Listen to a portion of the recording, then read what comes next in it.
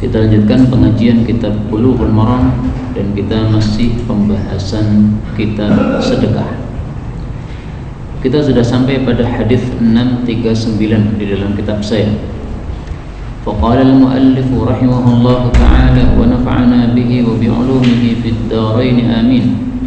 Wa 'an ibni Umar radhiyallahu anhuma qala an-nabiy sallallahu alaihi wasallam ma yazalu, tidak henti-hentinya, ar-rajulu, seseorang, yas'alun nasa, meminta kepada para manusia, hatta, sehingga ya'tiya, dia datang, yaumal qiyamati, pada hari kiamat nanti, laisa fi wajhihi, tidak ada pada wajahnya, muz'atu lahmin, sepotong daging pun. Hadis muttafaqun alaih. Hadis ini menunjukkan bahwasanya minta-minta kepada manusia itu adalah tercela. Setiap kita minta satu kali, maka akibatnya adalah lenyap dari wajah kita satu daging. Minta lagi, lenyap lagi satu daging. Minta lagi, lenyap lagi. Kalau minta terus, akhirnya nanti hari kiamat kita datang dalam kondisi wajah tidak berdaging. Maka ini kondisi pada hari kiamat nanti, bukan di dunia. Kalau di dunia bisa saja jadi gemuk tubuhnya, kemudian pipinya jadi tambah gemuk, sehat, segar karena banyak meminta, kemudian banyak duitnya. Tetapi nanti pada hari kiamat dibalik oleh Allah Subhanahu wa ta'ala. Kemudian kita ambil beberapa faedah dari hadis ini. Faedah yang pertama, ini mestinya sudah menyala Pak, karena sudah mengecil di papan saya ini. Mungkin bagian tombolnya yang mana? Pertama disebutkan dalam hadis ini ar-rajul, seorang laki-laki. Kalau dia minta kepada manusia, maka nanti di akhirat wajahnya tidak berdaging. Ini kata-kata laki-laki hukumnya tidak khusus untuk laki-laki, untuk perempuan juga sama. Kalau ada perempuan suka minta-minta kepada manusia, maka akibatnya juga sama, nanti wajahnya tidak akan berdaging. Karena di dalam Islam hukum itu disamakan antara laki-laki dengan perempuan. Dalilnya sudah sering kita sampaikan, dibaca lagi nggak ada masalah. Rasulullah sallallahu alaihi wasallam mengatakan, innaman nisa'u syaqaiqur rijal, tiada lain para wanita adalah saudari kandung bagi laki-laki, artinya hukumnya di dalam Islam disamakan. Hadis sahih riwayat Imam Abu Dawud. Kemudian faedah yang kedua, kata-kata yas'alun nas, minta-minta kepada manusia, ini tercela. Tetapi ada pengecualiannya, yaitu minta kepada penguasa atau kepada pemerintah. Ini tidak tercela. Karena diperbolehkan di dalam Islam ini kita minta kepada penguasa, karena penguasa membawa harta baitul mal. Penguasa mengumpulkan harta zakat dari rakyatnya, sehingga penguasa ini hanya sekedar pengelola untuk harta tersebut. Harta milik siapa? Milik umat juga. Maka setiap umat Islam dia berhak untuk mendapatkan harta dari baitul mal. Karena itu dia boleh untuk minta kepada penguasa, karena penguasa ini sama sekali tidak punya jasa ketika memberikan, karena dia hanya mengelola harta saja, bukan harta dia. Tetapi kalau kita minta kepada selain penguasa, maka berarti kita sudah utang jasa kepada dia, karena harta dia sendiri. Dia berusaha dari bisnis dia, akhirnya duitnya banyak, kemudian kita minta, maka berarti kita sudah punya hutang jasa kepada dia. Tapi kalau kepada penguasa, maka itu tidak ada hutang jasa sama sekali, karena dia hanya mengelola harta baitul mal. Tapi sekarang masih ada nggak baitul mal itu? Atau penguasa sudah tidak mengurusi ini lagi? Mestinya penguasa-penguasa negara-negara Islam itu semuanya mengurusi baitul mal, sehingga baitul mal ini semuanya bisa dilarikan kepada maslahat umat. Tapi jarang sekali orang zaman sekarang yang jujur, sehingga susah untuk memberikan harta kepada mereka. Kemudian faedah yang terakhir, hadis ini menunjukkan bahwasanya minta-minta itu tercela. minta-minta kepada manusia tercela. Kalau begitu solusinya bagaimana? Solusinya mintalah kepada Allah Subhanahu wa ta'ala. Kalau minta kepada Allah tidak tercela. Allah menyebutkan di dalam surat An-Nisa, was'alullaha min fadlihi. Surat An-Nisa ayat 32. Allah mengatakan, wala tatamannau, janganlah kalian itu berangan-angan, ma faddalallahu bihi ba'dakum ala ba'd, terhadap sesuatu yang sudah Allah lebihkan kepada orang lain, Allah berikan kepada orang lain. Kita jangan berangan-angan, jangan juga meminta, tetapi was'alullah, mintalah kepada Allah, min fadlihi, dari karunia Allah. Jadi kalau kita punya satu keperluan, itu hendaklah mintanya kepada Allah Subhanahu wa ta'ala. Dan Rasul sallallahu alaihi wasallam sangat banyak mengajari kita doa-doa bagaimana kita minta kepada Allah Subhanahu wa ta'ala. Salah satunya adalah doa yang selalu dibaca oleh Rasul sallallahu alaihi wasallam setiap selesai salat subuh, yaitu Allahumma inni as'aluka ilman nafi'a wa rizqan thayyiban wa amalan mutaqabbala. Ini doa ini saya tempel di rumah ini, Pak, sehingga anak-anak saya itu saya ajari. Ini doa sudah ditulis, sekarang dibaca. Allahumma inni as'aluka ilman nafi'an wa rizqan thayyiban wa amalan mutaqabbala. Ini kalau anak-anak kita didik setiap hari, insya Allah lama-lama hafal. Karena kalimatnya kan pendek. Kita tirukan, kita suruh dia nirukan setiap hari. Lama-lama pasti hafal sendiri. Seperti ketika kita mendengar surat Al-Fatihah, tidak usah menghafal, sudah hafal sendiri karena setiap hari mendengarnya. Nah, ini doa ini juga sangat penting, sehingga perlu kita ajarkan kepada anak-anak kita, karena ini doa selalu rutin dibaca oleh Nabi Sallallahu Alaihi Wasallam setiap hari setelah selesai salat subuh. Minta ilmu yang manfaat, minta rizki yang baik atau yang halal. Nah, ini salah satu contoh bagaimana minta kepada Allah Subhanahu wa ta'ala. Tidak usah minta kepada manusia. Tapi memang hukum meminta kepada manusia itu dibagi dua. Yang pertama adalah boleh, yang kedua adalah tidak boleh. Hadis yang baru kita bicarakan ini adalah bicara tentang minta yang tidak boleh. Nah, sekarang kita perlu tahu kapan kita boleh minta, kapan kita tidak boleh minta. Kita jawab dengan hadis setelahnya. Hadis 640.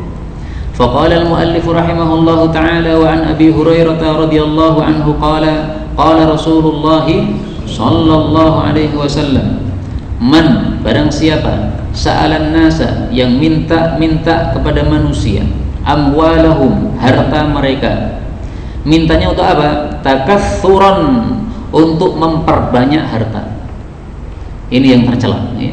Fa innama, maka sesungguhnya tiada lain, yas'alu, dia itu minta jamron, bara api. Falyastaqilla, maka hendaklah dia meminta sedikit. Aw liyastakfir, atau hendaklah dia minta banyak. Karena sama dengan dia minta bara yang banyak, bara api yang banyak. Hadis ini menunjukkan bahwasanya minta-minta yang tercela atau minta-minta yang hukumnya tidak boleh, itu adalah ketika minta-mintanya takatsuran, untuk memperbanyak harta. Dengan kata lain, dia sebenarnya sudah dicukupi oleh Allah, tapi masih minta-minta. Saya kira di masa kita sekarang ini banyak orang seperti itu. Mereka memang pekerjaannya keliling, minta-minta. Kalau kita datangi rumahnya, ternyata rumahnya lebih bagus dari rumah kita. Rumahnya sudah pakai apa? Keramik yang bagus.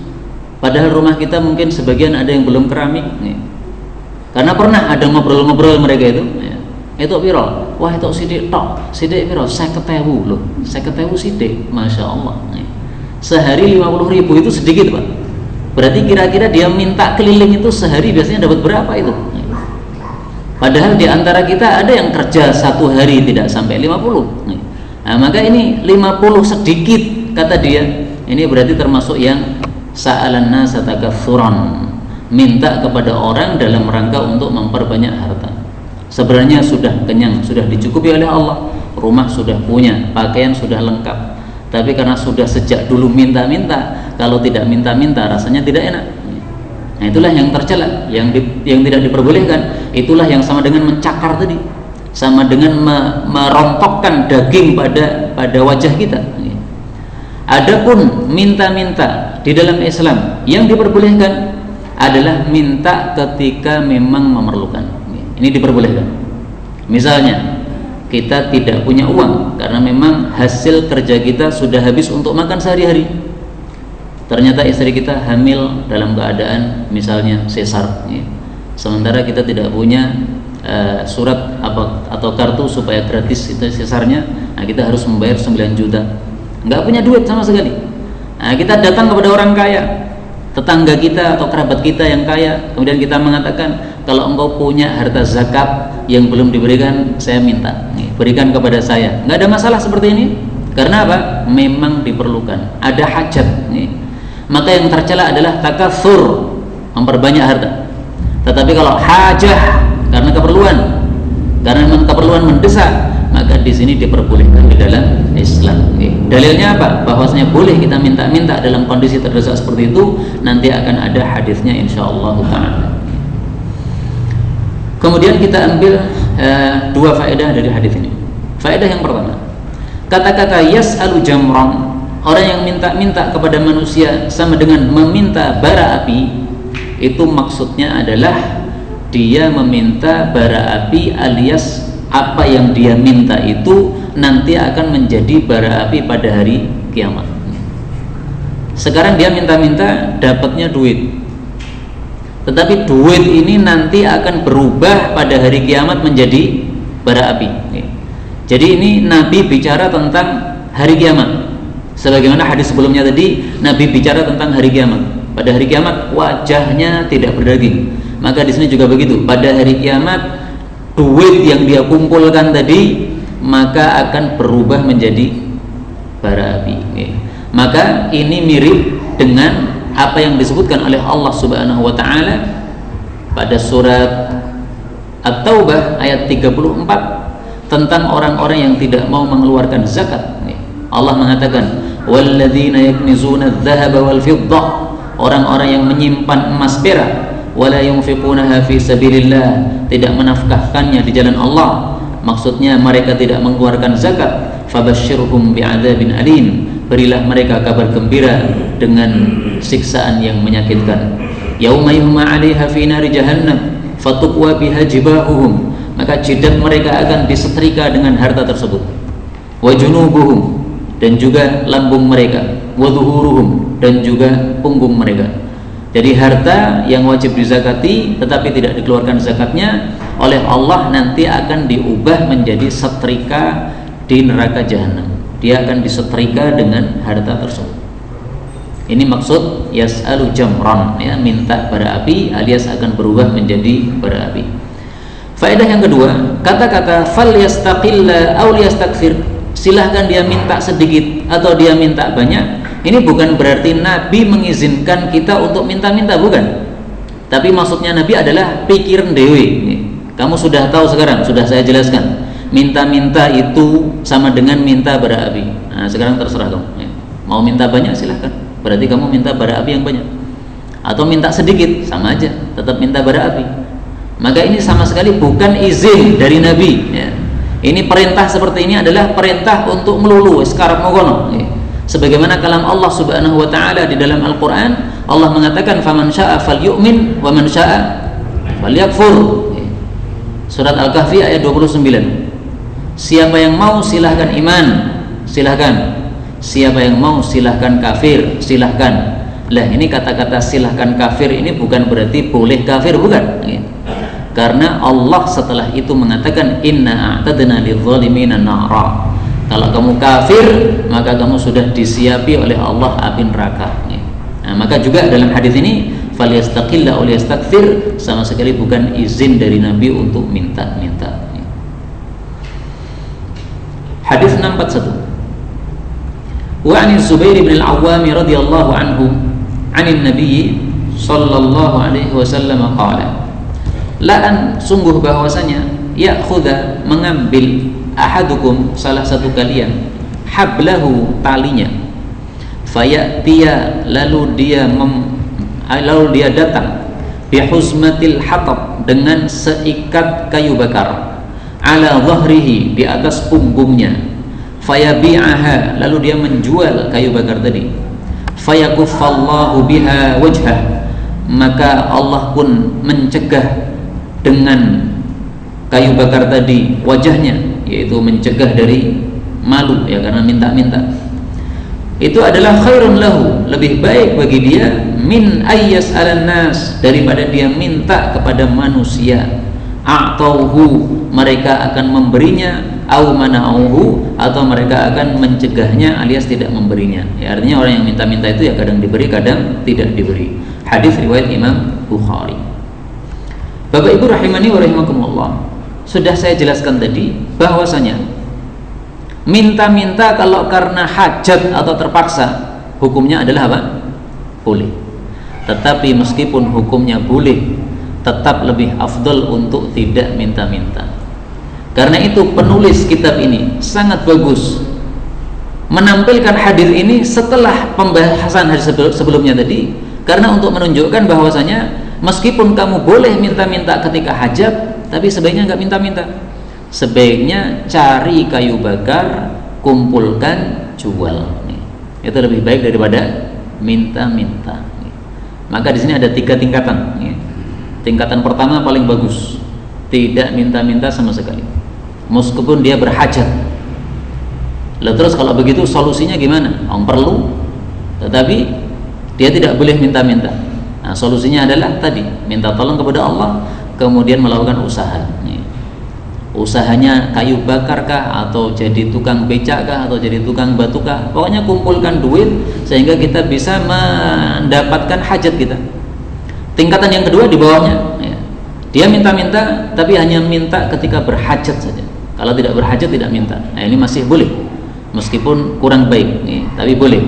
Kemudian tingkatan yang terakhir yang paling jelek adalah minta-minta karena takatsur, karena akan mengumpulkan banyak harta, karena sebenarnya dia sudah dicukupi oleh Allah tapi masih minta-minta. Ini yang tercela, yang dilarang, yang haram hukumnya. Tapi kemudian dari hadis ini kita ambil faedah bahwasanya pekerjaan apapun, apabila pekerjaan itu halal, maka tidak ada yang tercela. Kayu bakar, mengumpulkan kayu bakar, diangkut di atas punggung kita bawa ke pasar atau kita keliling kampung-kampung, kemudian kita jual kepada orang-orang yang masih masak dengan kayu itu, kita dapat uang meskipun sedikit. Ini dianggap oleh manusia sebagai pekerjaan yang remeh, tetapi oleh Islam dianggap sesuatu yang baik. Maka di sini Nabi mengatakan khairun, itu lebih baik, lebih baik daripada apa? Minta-minta. Karena itu kalau kita punya pekerjaan apapun, kita yakin itu pekerjaan halal, nggak usah malu dan tidak usah merasa minder, tidak usah merasa buruk, karena semua itu nilainya baik di hadapan Allah Subhanahu wa taala. Rasulullah yang mengatakan khairun, itu baik. Tidak ada pekerjaan yang tidak baik apabila halal menurut Islam, maka itu semuanya adalah pekerjaan yang baik. Faedah yang kedua, hadis ini menunjukkan bahwasanya cara memikul barang yang berat supaya tidak terasa berat itu adalah ditaruh di atas apa? Punggung. Ini faedah yang bagus dari hadis ini, karena Rasulullah mengatakan orang mengumpulkan kayu bakar lalu dipikul ala dhahrihi, di atas punggungnya. Nabi memberikan cara bagaimana supaya kamu tidak keberatan memikul ini barang berat, taruh di atas punggung. Kalau kita tenteng begini, nah itu akan lelah kita. Tapi kalau ditaruh di atas punggung, maka insya Allah lebih ringan. Bukan di atas kepala, kepala kita akan pusing. Tapi di atas punggung, maka ini lebih ringan rasanya. Ini faedah yang disampaikan oleh para ulama dari hadis-hadis ini dan hadis yang semisalnya. Kemudian faedah yang ketiga, hadis ini menunjukkan bahwasanya kayu-kayu yang berserakan di tempat-tempat terbuka, seperti misalnya di lapangan, seperti misalnya di pinggir-pinggir jalan, seperti misalnya di hutan-hutan itu tidak ada pemiliknya, sehingga boleh kita kumpulkan.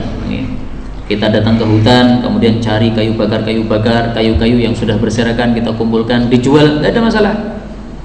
Kita cari di pohon-pohon pinggir jalan yang di situ pohon-pohonnya tidak ada yang memilikinya, kemudian sudah ada ranting-ranting yang tidak berguna, yang sudah kering, nah kita potongi, kita ambil, nggak ada masalah.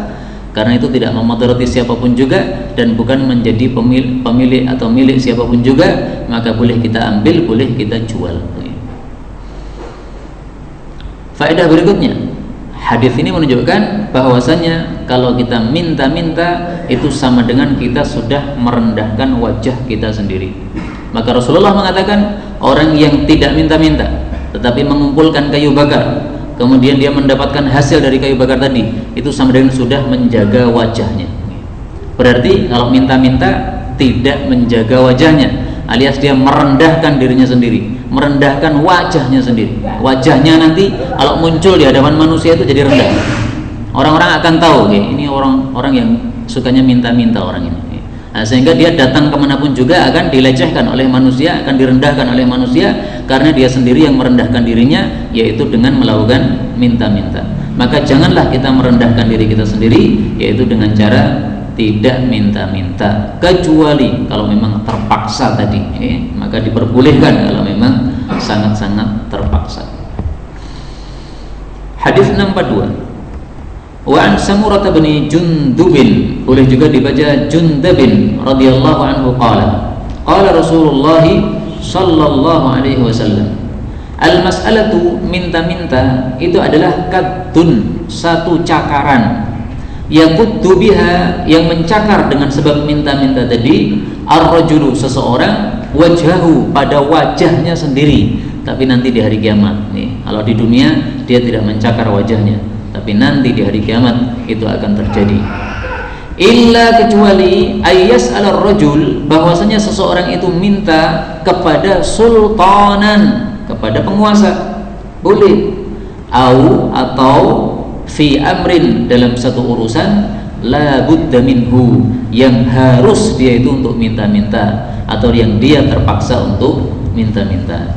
Inilah dalil bagi apa yang sudah saya sampaikan tadi, diperkecualikan dari larangan minta-minta kalau kita minta kepada penguasa. Maka ini nggak apa-apa, karena penguasa membawa harta rakyat, dia hanya mengelola saja, sehingga itu sebenarnya harta milik kita. Maka kalau kita minta kepada penguasa, itu sama dengan kita minta uang kita sendiri yang mereka kelola. Maka ini tidak tercela, diizinkan oleh Islam. Karena itu kalau ada yang belum punya rumah, rakyat Indonesia ini gampang Pak, silahkan datang ke Pak Jokowi. Pak Jokowi, engkau penguasa kita, saya belum punya rumah, saya minta rumah. Nggak apa-apa Pak, minta Pak Jokowi nggak apa-apa. Bagi yang belum punya rumah, apakah dikasih atau tidak, wallahu alam nanti. Tapi yang jelas hal itu seperti itu diperbolehkan. Ada pemuda yang sudah usia nikah tapi nggak punya duit untuk nikah kan perlu mahar dan sebagainya, boleh datang kepada penguasa, datang kepada Pak Presiden, Pak saya sudah waktunya nikah tapi saya nggak punya duit nih, saya minta duit untuk nikah. Boleh, nggak ada masalah. Dikasih atau tidak itu bukan urusan, tapi maksudnya yang kita bicarakan di sini adalah hukumnya boleh. Tapi inilah bab tentang sedekah sunnah atau tentang minta-minta, dan kita lanjutkan sekarang bab berikutnya. Qala al-muallif rahimahullahu ta'ala wa nafa'na bihi wa bi'ulumihi fid dharain amin. Babu qasmis sadaqah, bab pembagian sedekah-sedekah. Artinya harta zakat yang terkumpul pada Baitul Mal itu dibagi kepada siapa? Siapa yang berhak mendapatkan harta zakat ini? Apakah kita termasuk yang berhak atau tidak? Ini perlu kita pelajari, karena khawatir kita tidak termasuk yang berhak tapi kita mengambil, jangan sampai. Hadis 643. Wa an Abi Sa'id al-Khudri radhiyallahu anhu qala Rasulullah sallallahu alaihi wasallam, la tahillu, tidak halal alias haram, as-sadaqatu, harta sedekah, maksudnya harta zakat, li ghaniyin, bagi orang yang kaya, illa, kecuali li khamsatin, bagi 5 orang. Yang pertama, li amilin alaiha, terhadap amil zakat, maka dia boleh menerima harta zakat meskipun dia kaya. Au rajulin, atau seseorang ishtaraha, yang dia membeli harta zakat tadi bimalihi, dengan duit dia, enggak apa-apa. Au gharimin, atau orang yang memikul hutang, enggak apa-apa mengambil dari harta zakat. Au ghazin fi sabilillah, atau orang yang berperang di jalan Allah, boleh untuk mengambil harta zakat meskipun dia kaya. Au miskinin, atau ada seorang miskin, tusuddiqu alaihi minha, yang disedekahi terhadap dia dari harta zakat, fa ahda minha lighaniyin, lalu si miskin ini menghadiahkan sebagian zakat tadi kepada orang kaya, tetangganya misalnya atau kerabatnya misalnya. Nah, ini enggak apa-apa, kerabatnya yang kaya ini menerimanya enggak masalah. Hadis diriwayatkan oleh Imam Ahmad, Abu Dawud, Ibnu Majah, dan disahihkan oleh Imam Hakim. Wa u'illa, dan hadis ini dicacat bil irsal, dengan sebab dia mursal. Akan tapi kesimpulannya hadis ini derajatnya sahih sebagaimana kata Syekh Zuhairi, karena memang banyak ulama-ulama yang mensahihkannya. Salah satunya di sini adalah Al-Hakim. Tidak hanya Al-Hakim saja ya, beberapa jamaah para ulama mensahihkan hadis ini. Hadis ini menunjukkan bahwasanya yang berhak menerima harta zakat itu adalah orang-orang miskin. Ini hukum asal. Jadi manusia itu dibagi dua, ada miskin, ada kaya. Yang kaya tidak berhak mendapatkan harta zakat. Yang miskin berarti berhak mendapatkan harta zakat. Nah, sekarang muncul pertanyaan, kapan disebut kaya, kapan disebut miskin? Karena kalau kita salah, kita mengira kita miskin padahal kaya, kemudian kita diberi harta zakat dan kita menerimanya, ini salah. Dan ternyata para ulama berselisih pendapat bagaimana definisi kaya dan bagaimana definisi miskin sehingga dia berhak untuk mendapatkan harta zakat. Kadang-kadang ada perselisihan pendapat. Dari takmir masjid membawa beras fitrah diberikan kepada salah satu jamaah.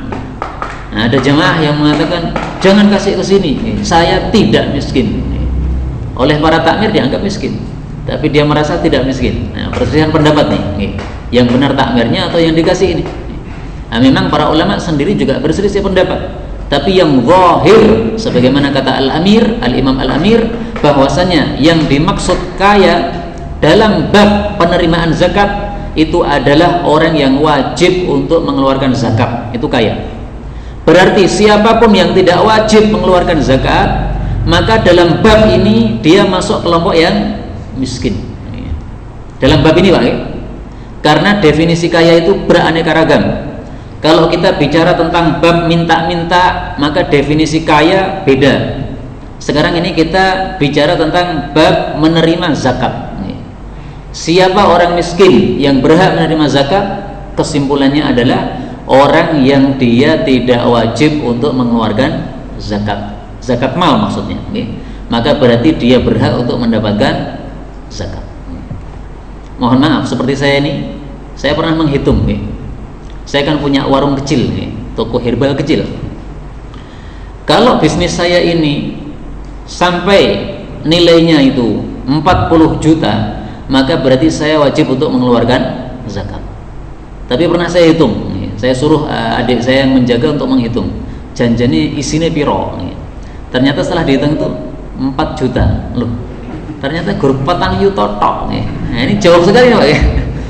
Maka saya alhamdulillah berarti belum termasuk yang apa? Wajib zakat. Karena kadang-kadang khawatir nih, sudah berjalan lama ini tokonya, tetapi khawatir tiba-tiba naik, tiba-tiba sudah wajib zakat, ternyata belum kita keluarkan. Tapi alhamdulillah kalau masih 4 juta insyaallah masih lama nih. Karena nisabnya adalah 40 juta. Nah, maka dari definisi tadi berarti dalam kondisi sekarang ini saya alhamdulillah, bukan alhamdulillah, enggak masalah alhamdulillah. Saya termasuk orang-orang yang masih apa? Miskin, yaitu dalam hal menerima zakat masih boleh. Dan tampaknya rata-rata orang-orang ngaji seperti kita adalah yang rata-rata yang wajib tidak wajib untuk mengeluarkan zakat, berarti boleh untuk apa? Menerima harta zakat. Kemudian kita bahas satu persatu. Dalam hadis ini Rasulullah SAW mengatakan, zakat tidak boleh diterima oleh orang yang kaya kecuali kalau dia termasuk salah satu dari 5 ini. Nah, kita bahas satu persatu. Yang pertama adalah amil zakat. Yang dimaksud amil zakat ini adalah amil zakat yang resmi, yang diangkat oleh Amirul Mukminin, diangkat oleh penguasa Islam, diangkat oleh khalifah. Kalau zaman dulu adalah Rasulullah SAW, kemudian Abu Bakar, kemudian Umar, kemudian Uthman, kemudian Ali, kemudian Hasan, kemudian Muawiyah, dan seterusnya khulafa itu. Bukan amil-amil zakat seperti yang ada sekarang ini. Sekarang misalnya saya membuka iklan, saya menerima pengumpulan zakat, silahkan nanti kumpulkan di saya akan menyalurkan. Nah, seperti itu saya tidak termasuk amilin alaiha yang dimaksud dalam hadis ini. Karena kalau seperti itu dimasukkan termasuk dalam amil, nanti orang-orang akan curang, Pak. Dia akan buka iklan, ya, saya mengumpulkan dan mengelola zakat, nanti setelah terkumpul banyak dia ambil 1/8-nya. Dia mengatakan saya termasuk dari asnaf 8 yang berhak menerima zakat. Nah, maka ini yang 1/7-nya saya kasih kepada orang lain, ini yang bagi 1 bagiannya ya untuk saya. Nah, tidak boleh seperti ini. Maka amil alaiha sekali lagi adalah amil yang resmi, yang diangkat oleh penguasa, diangkat oleh khalifah, diangkat oleh Amirul Mukminin. Kemudian yang kedua adalah rajulin ishtaraha bimalih. Seseorang membelinya dengan harta. Kita datang ke Baitul Mal, kita melihat di situ ada onta misalnya. Onta ini bagus sekali, kita pengen memilikinya, atau kita pengen membelinya untuk kita jadikan sebagai korban Idul Adha. Nah, boleh kita beli dengan harta kita. Maka ketika harta zakat tadi masuk pada milik kita, itu halal. Kenapa? Kita sudah menggantinya dengan harta kita, nggak ada masalah. Yang ketiga, gharim, orang yang memikul hutang.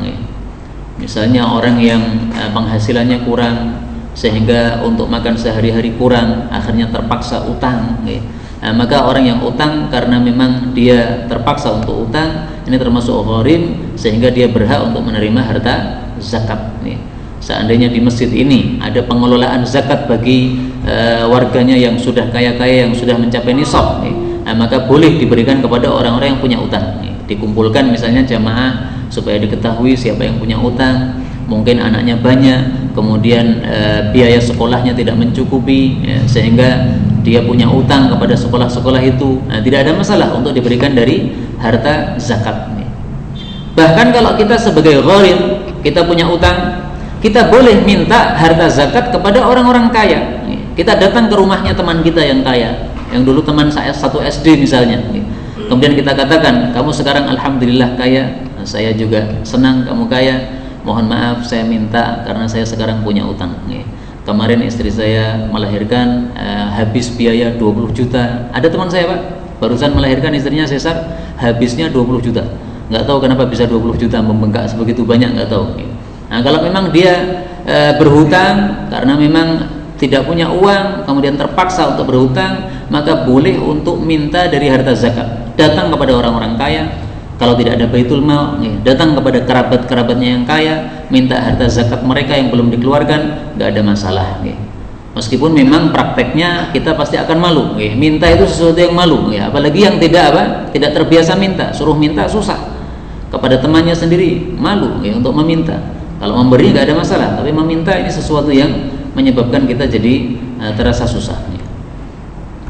Kemudian yang berikutnya adalah ghazin fi sabilillah, orang yang perang fi sabilillah.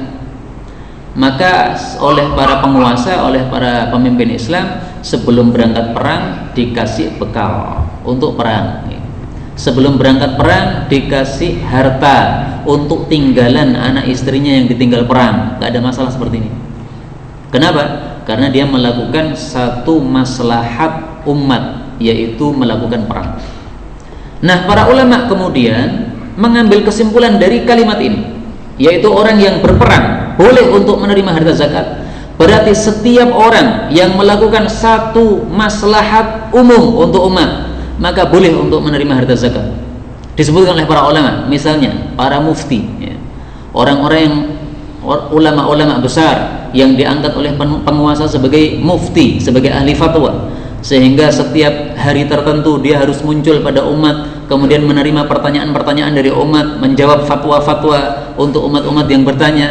Nah, ini karena punya pekerjaan seperti ini yang maslahatnya umum untuk masyarakat, maka dia diperbolehkan untuk menerima harta zakat meskipun dia kaya. Seorang mufti nggak apa-apa, diambilkan dari Baitul Mal, dikasihkan karena dia sudah terkurangi waktunya untuk memberikan fatwa, boleh. Termasuk juga para qadhi yang duduk di pengadilan Islam, menghukumi dengan hukum Islam. Maka diberi jatah atau diberi upah dari Baitul Mal, nggak ada masalah, meskipun kaya, nggak ada masalah, karena dia duduk di pengadilan ini menghabiskan waktunya yang sebenarnya dia bisa mencari harta sebagaimana orang-orang lain mencari harta, tapi dia tidak bisa karena dia harus duduk di pengadilan sebagai qadhi, maka boleh diganti dengan apa? Dengan harta dari Baitul Mal. Atau misalnya muadzin, ini masjid kalau tidak ada muadzinnya yang tetap, maka ini akan kacau adzannya. Maka kita minta salah satu untuk menjaga waktu adzan di masjid ini, kemudian diambilkan dari harta zakat atau harta Baitul Mal, nggak ada masalah. Termasuk juga kata para ulama, para mudarrisin, para guru-guru agama, guru-guru TPA, mereka itu meluangkan waktunya untuk mengajar anak-anak Islam supaya paham agama. Mereka berhak untuk mendapatkan harta dari harta zakat. Pernah suatu saat itu saya didatangi oleh seseorang, Pak. Dia mengatakan, "Afwan Ustaz, ini harta zakat. Ini saya serahkan kepada antum sebagai fisabilillah," katanya.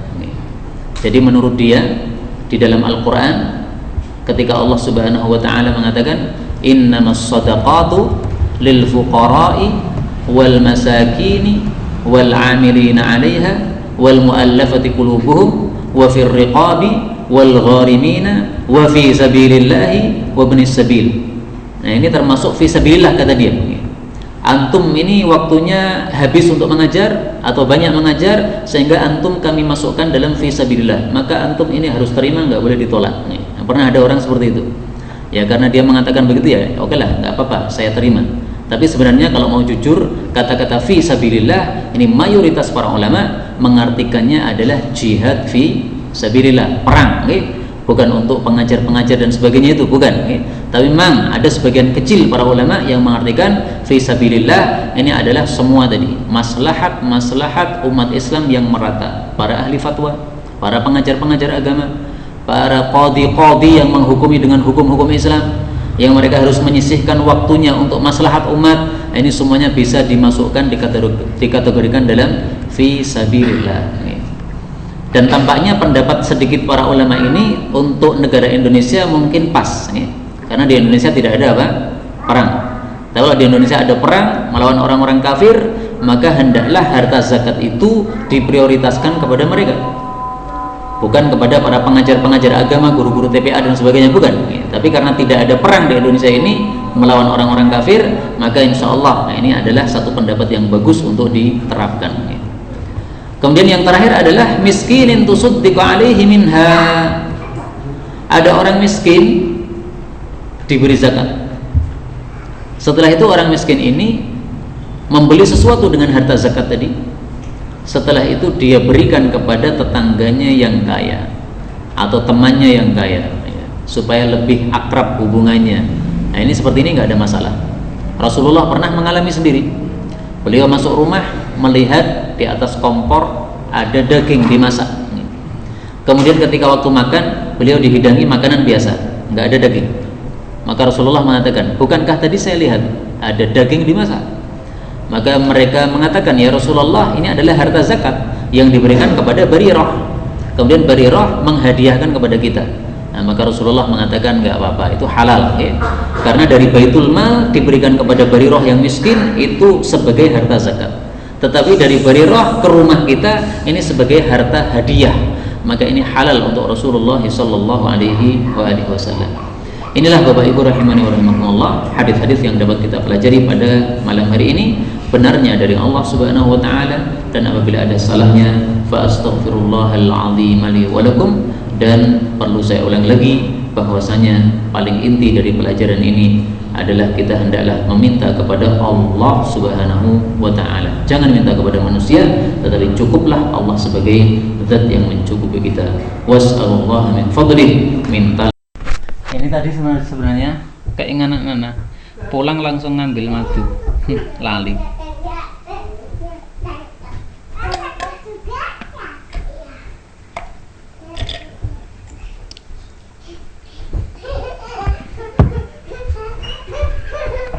Ya sesuk eling nang ya. Besok aja dielingke.